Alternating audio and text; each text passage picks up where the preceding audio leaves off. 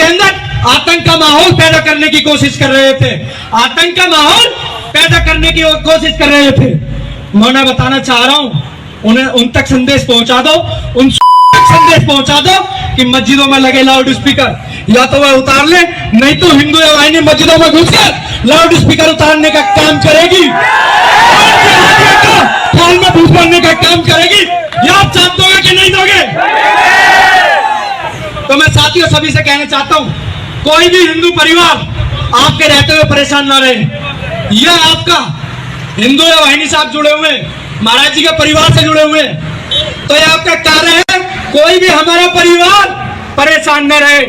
जो लोग कहते थे योगी जी मठ में चले जाएंगे, मोदी जी पहाड़ों में चले जाएंगे, आज उनकी पेट आगे से गीली पीछे से पीली हो रही है कि नहीं हो रही है?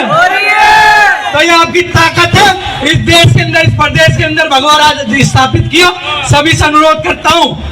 मित्रों, अभी अभी जो आपने तमाशा देखा, ये इंडिया की सबसे बड़ी स्टेट उत्तर प्रदेश के अंदर कुछ रोज़ पहले पेश आया, और जो हिंदुत्ववादी दहशतगर्द मुसलमानों के खिलाफ सरेआम उनको मारने पीटने और उनके खिलाफ नस्लकशी की धमकियां दे रहे हैं, डू यू नो ये कौन लोग हैं?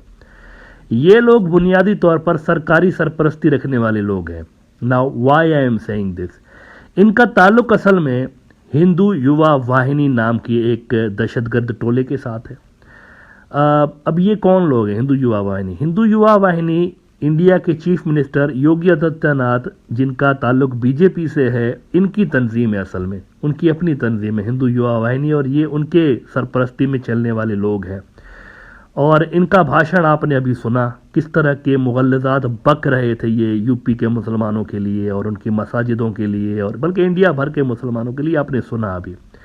नाउ ये लेवल है असल में रेडिकलाइजेशन की, जो वहाँ पर नौजवानों को जिस तरह से रेडिकलाइज्ड किया गया है 2-3 मखसूस कम्युनिटीज़ के ख़िलाफ़, स्पेशली मुसलमान और ईसाइयों के ख़िलाफ़, तो ये उसका पीक लेवल है कि अब जेनोसाइड की बातें होने लगी हैं, त्रिशूल और तलवारें डिस्ट्रीब्यूट की जा रही हैं इंडिया भर के अंदर। आए रोज़ इस तरह की खबरें जो है हमें सुनने को मिल रही होती हैं। तो ये एक बहुत बड़ा थ्रेट इंडिया के लिए चीज़ बन चुकी है कि सोशल फैब्रिक तो पहले ही डिस्ट्रॉयड था, लेकिन अब इस नफ़रत को वायलेंस की तरफ धकेलने की कोशिश हो रही है। लेकिन फिर 1-2 रोज़ पहले एक और अजब तमाशा दुनिया ने देखा, अजब तमाशा। टॉप के जो पुलिस ऑफिशियल्स हैं ना इंडिया के अंदर, डीजीपीज और दीगर लेवल के, उनकी मीटिंग होती है दिल्ली के अंदर। उस मीटिंग में 56 मिलीमीटर वाले बाबा जी खुद भी पधारे हुए होते हैं, वो भी थे वहाँ पे, और अमित शाह साहब होम मिनिस्टर वो भी थे वहाँ पे, और दीगर टॉप के ऑफिशियल्स थे। उसके अंदर एक अजीब रिपोर्ट पेश की गई है। कहा गया उस रिपोर्ट के अंदर कि जी रेडिकलाइज्ड मुसलमान इंडिया के लिए बहुत बड़ा थ्रेट है। ये हिंदुत्व के दहशतगर्द जो जेनोसाइड की बातें कर रहे हैं ना, ये नहीं, मुसलमान, वही मुसलमान जिनके खिलाफ जेनोसाइड की बातें हो रही होती है, वही सबसे बड़ा थ्रेट है। और ये जो लोग हैं दहशतगर्द जो हिंदुत्व के गुंडे हैं, वो कोई इसका नाम ही नहीं है। मुसलमान बहुत बड़ा थ्रेट है, ये उसमें कहा गया है। अच्छा, इसके साथ ही मैं आपको एक 2 नंबरी दिखाता हूँ। मुसलमानों को तो कहा गया ना कि वो जो है वो रेडिकलाइज्ड हो रहे हैं और ये हमारे लिए बहुत बड़ा खतरा है इंडिया के लिए, लेकिन इस झूठ को, इस सफ़ेद झूठ को बेचने के लिए दुनिया को, इसके अंदर चाइना का एंगल उन्होंने डाल दिया है। वो यूं कि इसी रिपोर्ट में कहा गया है कि चाइना हमारे लिए बहुत बड़ा थ्रेट है। अब आप सोचें, पुलिस का क्या काम है चाइना के साथ? चाइना का तो आर्मी के साथ, आर्मी टू आर्मी क्लैशेज होते हैं ना, पुलिस के साथ तो क्लैश नहीं हो रहे होते। चाइना अंदर घुस के तो आकर और इस तरह नहीं कर रहा होता ना इंडिया के, लेकिन पुलिस जो है वो फॉरेन पॉलिसी से रिलेटेड जो मुद्दे हैं उन पे अपनी जो है वो फाइंडिंग्स दे रही है। Would you believe that? Police बात कर रही है चाइना की, और पुलिस कह रही है कि चाइना भी बहुत बड़ा थ्रेट है हमारे लिए। मुसलमान और चाइना, ये दोनों को मिला दिया उन्होंने। ना ये मैंने क्यों कहा कि 2 नंबरी है? ये 2 नंबरी इसलिए है क्योंकि डिप्लोमेटिक सर्कल्स में वेस्ट की तरफ से इंडिया के ऊपर शदीद दबाव आ रहा है कि ये 2 नंबरी बंद करें, मुसलमानों के खिलाफ जो आपने गंद मचाया हुआ है इसको बंद करें। आपने देखा हालिया 2-4 रोज़ पहले बीबीसी की डॉक्यूमेंट्री आई, उसके अंदर बताया गया कि किस तरह से मोदी की सरपरस्ती में गुजरात के दंगे हुए 2002 वाले। और ये बातें तो खैर पहले से ही लोग जानते थे कि 2002 में दहशतगर्दी को फैसिलिटेट करने में मोदी साहब का नाम मतलब इस्तेमाल होता आ रहा है पहले भी, लेकिन इस बार जो बीबीसी की डॉक्यूमेंट्री आई हुई है ये थोड़ा सा हटके थी।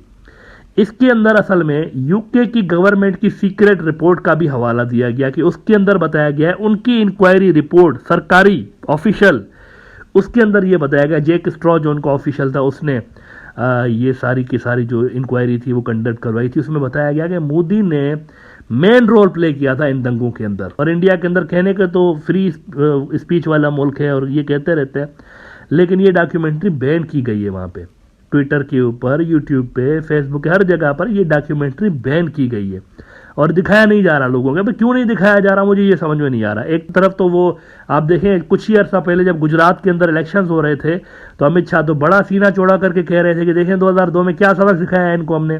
देखा ना आपने, क्या सीना चौड़ा करके गुजराती में भाषण दे रहे थे कि देखिए हमने कितना इनको सबक सिखाया 2002 में। तो अब आप इस चीज को, जब दुनिया देख रही है इस चीज को, तो क्यों छुपा रहे हैं भाई? देखने देना उन लोगों को कि आपने क्या बेशर्मी वाली हरकतें की हुई हैं मुसलमानों के खिलाफ 2002 में बीजेपी वालों ने। लेकिन फॉर मिस्टीरियस रीजन इसको छुपाया जा रहा है, विच इज सरप्राइजिंग। इनको दिखाना चाहिए था अपने हिंदुत्व के गुंडों को कि इन्होंने क्या काम किए हुए वहां पे। अब आप देखें, ये जो बीबीसी या दीगर ये जो न्यूज आउटलेट, ये वेस्टर्न न्यूज आउटलेट्स हैं, ये कोई इंडिया, पाकिस्तान, चाइना से ताल्लुक नहीं रखते। इसका मतलब है कि वेस्ट वाले भी परेशान हैं क्योंकि उनके मुल्कों के अंदर ये चीज़ आ गई है। दंगे वहाँ पर स्टार्ट हुए हैं, गुज़िश्ता साल भी बड़े दंगे हुए यूके के अंदर, ख़ासतौर पर हिंदू मुस्लिम, और वहाँ पर हिंदुत्व के गुंडों ने मुस्लिम नेबरहुड में जाकर और लेस्टर में मेरे ख्याल से वहाँ पर जाकर उन्होंने जो उद्यम मचाया वहाँ पे, और मार कुटाई हुई और ये सारा कुछ हुआ था। तो वेस्ट वालों को अपनी पड़ी हुई है कि ये जो हिंदुत्व का जहर इंडिया के अंदर भर गया है, ये हमारे मुल्कों के अंदर अब फैल रहा है आहिस्ता आहिस्ता। तो वो इसको रोकने की कोशिश कर रहे हैं बेसिकली, और उनका शदीद दबाव बीजेपी के ऊपर है। तो ये जो इंडिया के मुसलमानों के खिलाफ कार्रवाइयां हैं ना, इसको बेचने के लिए उन्होंने चाइना का नाम दे दिया है ताकि ये इनको रियलिस्टिक लगे कि हमारी पुलिस की भी देखें फाइंडिंग्स ये हैं कि मुसलमान जो है रेडिकलाइज्ड मुसलमान, और चाइना, अब चाइना जो है वेस्ट और चाइना का डायरेक्ट फड्डा है असल में, तो इनको सेल करना बेसिकली आसान हो जाएगा। तो चाइना को उन्होंने बेसिकली मुसलमानों के साथ जोड़ दिया है, वेस्ट वालों को ये चीज सेल करने के लिए। वेस्टर्न ममालिक से ही सबसे ज्यादा प्रेशर आ रहा था, तो उसको डाइल्यूट करने के लिए, उसको फेस करने के लिए, क्योंकि देखें यही जो रिपोर्टें होती है, ये जो इंडिया के डिप्लोमेट्स होते हैं जब वेस्टर्न मुल्कों के डिप्लोमेट्स के साथ मिल रहे होते हैं ना, तो इस तरह की रिपोर्टें उनको दिखा रहे होते हैं कि ये देखें हमारी पुलिस जो है वो भी कह रही है कि मुसलमान रेडिकलाइज्ड हो रहे हैं वहाँ पे हमारे मुल्कों के अंदर, तो उनको रोकने के लिए हम थोड़ा बहुत फोर्स यूज़ कर रहे होते हैं, दैट्स फाइन। लेकिन वेस्ट वाले उल्लू नहीं है जी, वो तो देख रहे हैं ना कि हिंदुत्व के गुंडे किस तरह के भाषण दे रहे हैं, और वहाँ पर जो क्रिश्चियन कम्युनिटी है या मुस्लिम, दलित और सिख कम्युनिटी, उनके साथ क्या हो रहा है। ख़ासतौर पर मुसलमान जो है they are in the line of fire. तो मेरा नहीं ख्याल कि इस तरह की 2 नंबरियां जो है ना, जाली रिपोर्टें बनाना और इस तरह की जो चीज़ें हैं, आप देखें पुलिस का क्या काम है चाइना के साथ। Would you believe that? Police जो है वो फॉरेन पॉलिसी की बातें कर रही है। पुलिस एक इंटरनल मैटर होता है मुल्क का। चाइना की बात अगर फौज करे तो समझ में आता है, इंटेलिजेंस एजेंसियां करें तो समझ में आता है, लेकिन पुलिस, अब ये नई चीज देखने को मिल रही है कि इंडिया की पुलिस से चाइना के खिलाफ बयानात दिलवाए जा रहे हैं, क्योंकि मुस्लिम दुश्मनी, मुस्लिम हैट्रेड वाली जो पॉलिटिक्स है उसको चाइना से जोड़ रहे हैं। इंडिया के अंदर एक माहौल बना रहे हैं, चाइना और मुस्लिम दोनों हमारे लिए थ्रेट है। तो ये सूरत हाल है वहाँ पर। लेकिन मेरा ख्याल है कि ये जो चीज़ें हैं ये 2 नंबरियाँ काम नहीं आएंगी, और वेस्ट वालों को प्रॉपर थ्रेट है हिंदुत्व से अब, और वो जितना इस चीज़ को खुली छूट देंगे उनके अपने मुआशरे तबाह होंगे, वहाँ पर इस चीज़ के असरात आएंगे, वहाँ पर लड़ाई शुरू हो जाएगी, जिसका आगाज़ वैसे यूके से हो चुका है। गुज़िश्ता साल यूके ने कई इस तरह के इंसिडेंट्स देखे और वायलेंस अब वहाँ पर बढ़ने लगा है। और इवन ऑस्ट्रेलिया के अंदर भी आप देखें कि हिंदू जो टेम्पल्स हैं उसको खालिस्तान वालों ने जो है वो 2-3 टेम्पल्स को पिछले कुछ दिनों के अंदर उन्होंने उनके ऊपर हमला किया, तोड़ फोड़ की उसके अंदर। तो ये सारी चीज़ें कहाँ से ओरिजिनेट हो रही हैं? इंडिया से ओरिजिनेट हो रही हैं। इंडिया के अंदर ये सब कुछ हो रहा है, तो उसका इम्पैक्ट असल में उन मुल्कों के अंदर पड़ रहा है जहाँ बड़ी तादाद में मुसलमान, हिंदू और सिख रह रहे होते हैं। लिहाजा वेस्ट वाले सीरियस होकर इस चीज़ को देखेंगे। ये 2 नंबरियाँ मेरे ख्याल से वो एक्सेप्ट नहीं करेंगे जो कि बीजेपी करने की कोशिश कर रही है।